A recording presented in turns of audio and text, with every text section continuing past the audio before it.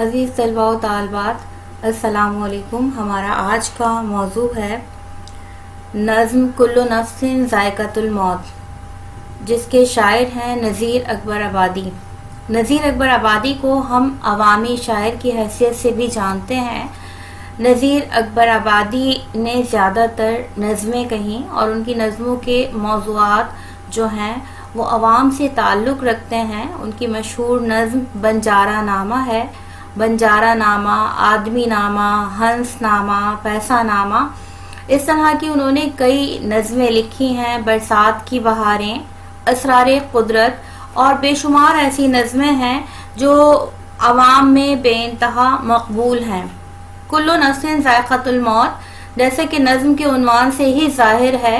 کہ یہ نظم قرآن پاک کی ایک آیت کو موضوع بنا کر لکھی گئی ہے۔ اس نظم میں نذیر اکبر آبادی نے یہ بیان کرنے کی کوشش کی ہے کہ دنیا میں ہر شخص کو موت کا ذائقہ چکھنا ہے۔ نذیر اکبر آبادی وہ شاعر ہیں کہ جن کے ہاں مترادف الفاظ کا استعمال جو ہے وہ بے تحاشا نظر آتا ہے، اور وہ اپنی نظموں میں ٹیپ کے مصرعے کا استعمال بھی کرتے ہیں۔ ٹیپ کے مصرعے سے مراد وہ مصرعہ ہے جو کسی نظم میں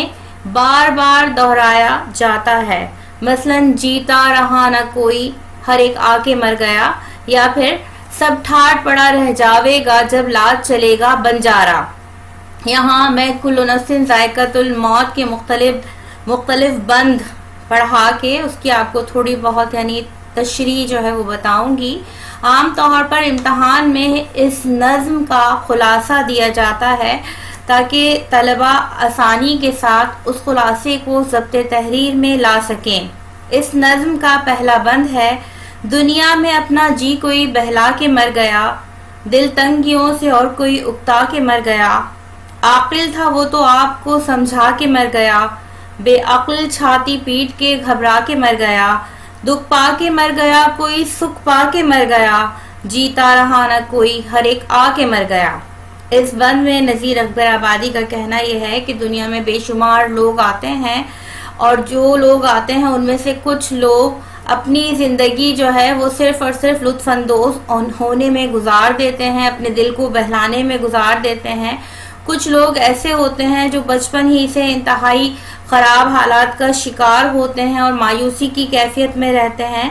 تو وہ لوگ بھی موت کا شکار ہو جاتے ہیں، اور جو لوگ ہر وقت اپنے دل کو بہلاتے رہتے ہیں وہ لوگ بھی موت کا شکار ہو جاتے ہیں۔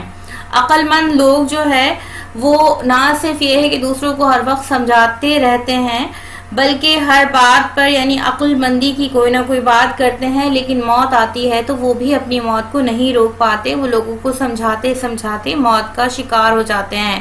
اور بے عقل لوگ جو ہیں وہ کہتے ہیں ہائے میں کیا کروں، ہائے میں کیا کروں، ان کی پوری زندگی جو ہے وہ اسی طرح ہائے ہائے کرنے میں گزر جاتی ہے، اور وہ بھی موت کا شکار ہو جاتے ہیں۔ دنیا میں کچھ لوگوں کو بے انتہا دکھ ملتے ہیں اور کچھ لوگوں کو بے انتہا خوشیاں ملتی ہیں، لیکن وہ دکھ ملنے والے لوگ یا دکھی لوگ یا بے انتہا خوش رہنے والے لوگ دونوں کو ایک وقت موت کا سامنا کرنا پڑتا ہے۔ اس نظم کا دوسرا بند ہے: دن رات دن مچی ہے یہاں اور پڑی ہے جنگ، چلتی ہے نت اجل کی ثنا گولی اور تفنگ، جس کا قدم بڑھا وہ موا وہیں بے درنگ، جو جی چھپا کے بھاگا تو اس کا ہوا یہ رنگ، وہ بھاگتے میں تیغ و تبر کھا کے مر گیا، جیتا رہا نہ کوئی ہر ایک آ کے مر گیا۔ دن مچنے سے مراد یہ ہے کہ دنیا میں ہر وقت جو ہے ایک جنگ کی کیفیت ہے، جنگ ہو رہی ہے، اور جہاں ہر وقت اجل سے مراد ہے موت، جہاں ہر وقت موت کی گولی، بندوقیں اور اسلحے کا استعمال جو ہے وہ جاری رہتا ہے، اور جنگ کے میدان میں جو شخص قدم آگے بڑھاتا ہے تو وہ بھی موت کا شکار ہو جاتا ہے، اور جو بزدلی میں پیچھے ہٹ کر بھاگنے کی کوشش کرتا ہے تو پیچھے سے اسے گولی یا کوئی نیزہ یا کوئی اور ایسی چیز آ کے لگتی ہے کہ جس سے وہ موت کا شکار ہو جاتا ہے۔ یعنی ایسا شخص جو میدان چھوڑ کر بھاگتا ہے تو اسے پیچھے سے کسی اسلحے کا سامنا کرنا پڑتا ہے، وہ موت کا شکار ہو جاتا ہے۔ یعنی جنگ میں آگے بڑھنے والا بھی موت کا شکار ہوتا ہے اور پیچھے ہٹنے والا بھی۔ یعنی دنیا میں ہر شخص کو موت کا ذائقہ چکھنا ہے، ہر نفس کو موت کا ذائقہ چکھنا ہے۔ پڑھ کر نماز کوئی رہا پاک باوضو، کوئی شراب پی کے پھرا مست کو بکو، ناپاکی پاکی موت کے ٹھہری نہ روبرو، کوئی عبادتوں سے مواں ہو کے سرخرو، ناپاک روسیا بھی پچھتا کے مر گیا، جیتا رہا نہ کوئی ہر ایک آ کے مر گیا۔ ہم میں سے کچھ لوگ بے انتہا پاک صاف رہتے ہیں، ہر وقت نمازیں پڑھتے ہیں، ہر وقت اللہ تعالیٰ کی عبادت کرتے ہیں، لیکن اس کے باوجود جب موت آتی ہے تو ایسے عبادت گزار لوگوں کو بھی اپنے ساتھ لے جاتی ہے۔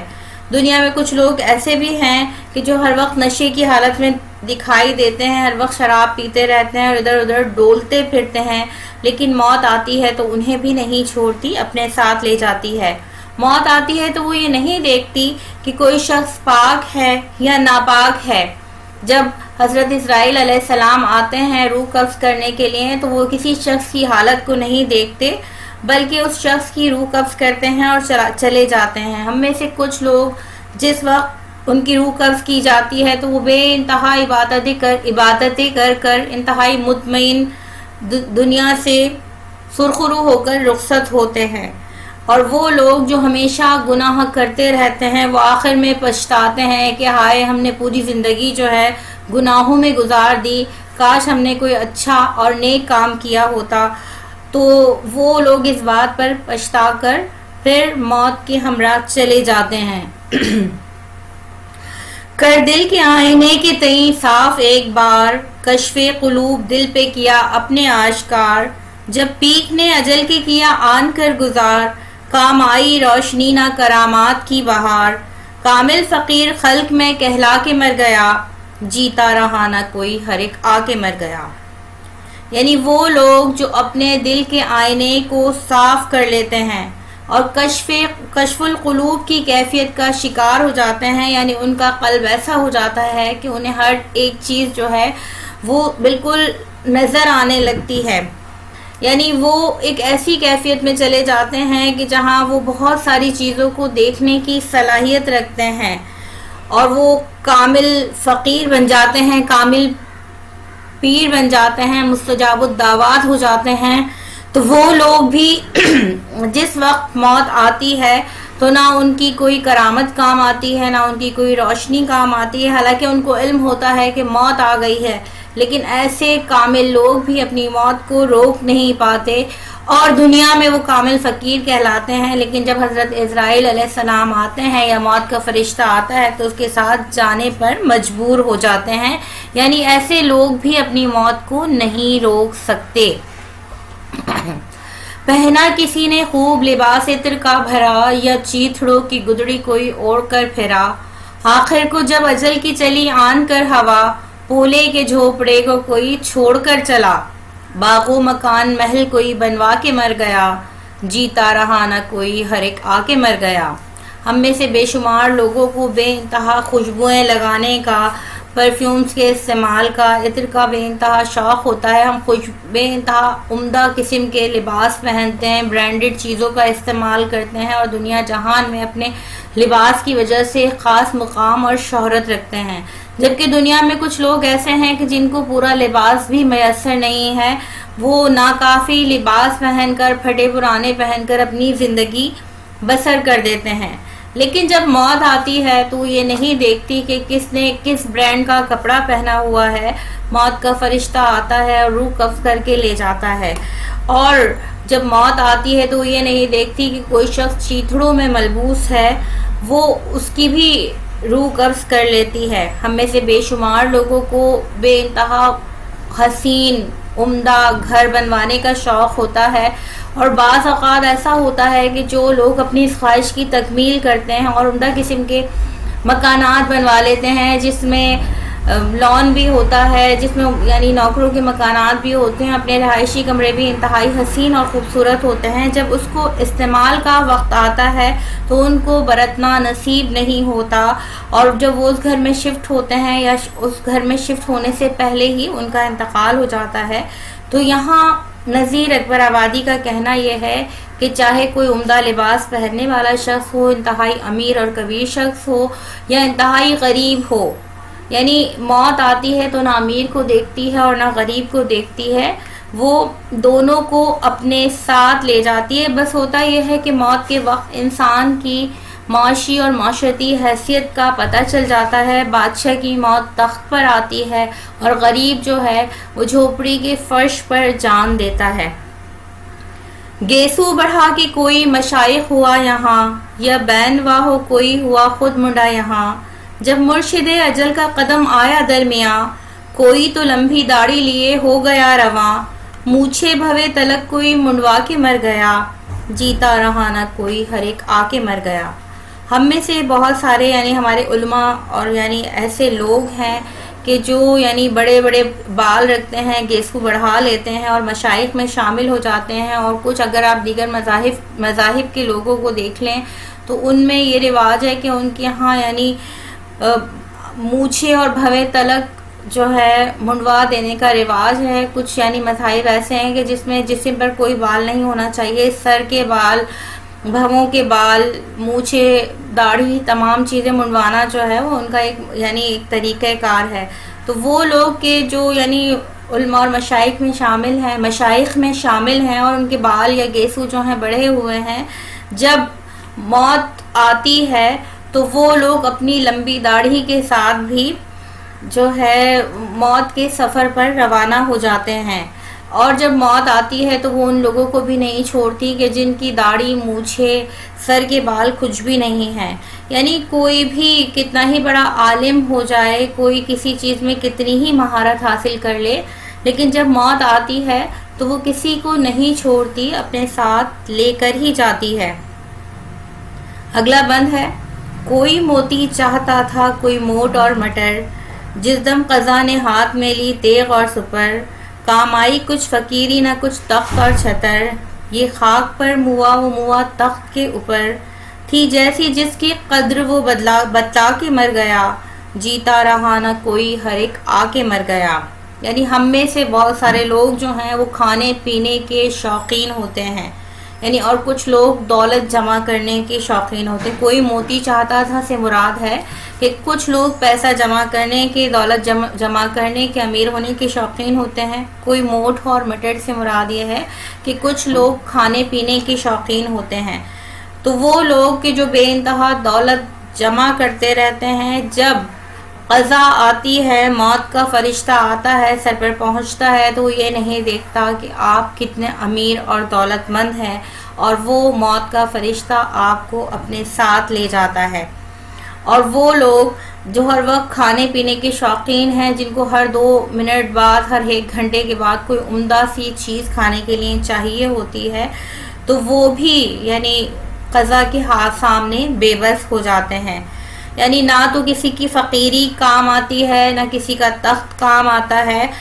جس وقت موت آتی ہے تو کوئی تخت پہ مرتا ہے اور کوئی فرش پہ مرتا ہے، انسان کی جیسی قدر ہوتی ہے وہ بتا کر اس دنیا سے روانہ ہو جاتا ہے۔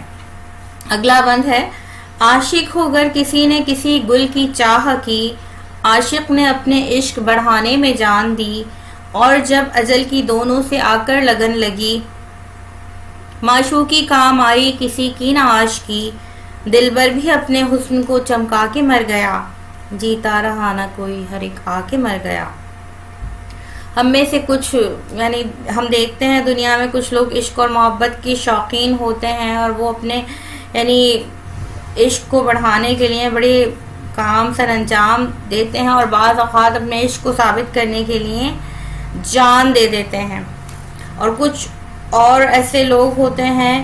کہ یعنی پوری زندگی جو ہے وہ عشق اور محبت میں گزار دیتے ہیں، لیکن جب موت آتی ہے تو نہ عاشق کو چھوڑتی ہے اور نہ معشوق کو چھوڑتی ہے، دونوں کو اپنے ساتھ لے جاتی ہے۔ اور کچھ لوگ ایسے ہوتے ہیں جو ہر وقت اپنے حسن کو سنوارنے پر لگے رہتے ہیں، ہر وقت حسین اور خوبصورت نظر آنے کی کوشش کرتے رہتے ہیں، لیکن موت آتی ہے تو ایسے لوگوں کو بھی نہیں چھوڑتی، اپنے ساتھ لے جا کر دم لیتی ہے۔ کیا کالی پیلی شکل کے کیا گورے گل ازار، یعنی کیا کالی پیلی شکل کے کیا گورے گل ازار، عاشق کوئی ہے اور کوئی معشوق طرح دار، عاقل حکیم و عامل و فاضل رسال دار، پنڈت نجومی بید چے نادا چے ہوشیار، دو دن کی شان ہر کوئی دکھلا کے مر گیا، جیتا رہا نہ کوئی ہر ایک آ کے مر گیا۔ ہم میں سے بہت سارے لوگ، کچھ لوگ کالی پیلی شکلوں کے ہوتے ہیں اور کچھ لوگ انتہائی گورے خوبصورت پھولوں جیسے ہوتے ہیں، جن میں سے کچھ لوگ عاشق ہوتے ہیں اور کچھ لوگ انتہائی اداؤں والے معشوق ہوتے ہیں۔ کچھ لوگ جو ہیں اپنے علم کی وجہ سے عقل مند مشہور ہو جاتے ہیں، کچھ اپنی حکمت کی وجہ سے ہیں، کچھ عامل ہیں، کچھ اعلیٰ عہدیدار ہیں جو اپنے عہدوں پر نمایاں کام انجام دیتے ہیں۔ فاضل رسالدار سے مراد عہدیدار۔ ہم میں سے کچھ ایسے پنڈت ہیں، کچھ نجومی ہیں جو لوگوں کو آگے کی زندگی کا حال بتا رہے ہوتے ہیں، کچھ لوگ بے وقوف ہیں اور کچھ لوگ ہوشیار ہیں۔ وہ مشہور ہو جاتے ہیں، دنیا جہان میں ان کی شہرت کے ڈنکے بجنے لگتے ہیں۔ چاہے کوئی شخص کتنا ہی مشہور ہو جائے دنیا میں، چاہے اس کو کتنا ہی سراہا جائے، جب موت آتی ہے تو ان میں سے کسی ایک کو بھی نہیں چھوڑتی اور انہیں بالآخر موت کے ساتھ روانہ ہونا ہی پڑتا ہے۔ اگلا بند ہے: پیر و مرید، شاہ و گدا، میر اور وزیر، سب آن کر اجل کے ہوئے دام میں اسیر، مفلس غریب صاحب تاج و علم سریر، کوئی ترس ترس کے موا غم میں اے نذیر، کوئی ہزاروں عیش کی ٹھہرا کے مر گیا، جیتا رہا نہ کوئی ہر ایک آ کے مر گیا۔ یعنی چاہے کوئی پیر ہو، چاہے مرید ہو، چاہے بادشاہ ہو، چاہے فقیر ہو، چاہے وزیر ہو، سب کو ایک دن موت کا شکار ہو جانا ہے۔ چاہے کوئی غریب ہو، چاہے کوئی بے انتہا علم والا ہو، اور چاہے کوئی ترس ترس کے زندگی گزارنے والا ہو، یا کوئی ہزاروں یعنی عیش جو ہیں جسے میسر ہوں، ساری کی ساری چیزوں کے ساتھ بھی بالآخر انسان کو ایک دن موت آ جانی ہے۔ مجموعی طور پر اس نظم کا مرکزی خیال یہ ہے کہ دنیا میں ہر نفس کو موت کا ذائقہ چکھنا ہے اور ہر شخص کو موت کا شکار ہونا ہے۔